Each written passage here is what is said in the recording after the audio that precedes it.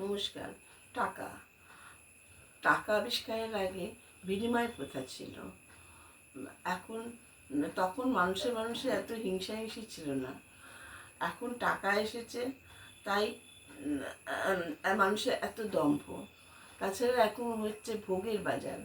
এখন টাকা কম থাকলে জীবনে আনন্দ থাকে না, তাই টাকা নিয়ে এত মারামারি, টাকা নিয়ে এত কালোবাজারি। যারা এটা পারে না তারা এখন বোকা। টাকাই দেখছি সব গণ্ডগোলের মূল। যে সম্পর্কের ভিতরে টাকা থাকে না, সেই সম্পর্ক কখনো বিচ্ছেদ হয় না, সেই সম্পর্কে শুধুই ভালোবাসা থাকে। যেমন ছোটোবেলার ভাই বোনের ভালোবাসা আর ছোটোবেলার বন্ধুত্বের ভালোবাসা। তবে টাকা থাকা দরকার, টাকা না থাকলে জীবন অচল। সেই জন্য মানুষকে টাকা রোজগার করতে হয়। টাকা এটা দ্বারা আর একটা বড় কাজ হয়, মানুষের স্বভাবের পরীক্ষা করা যায়।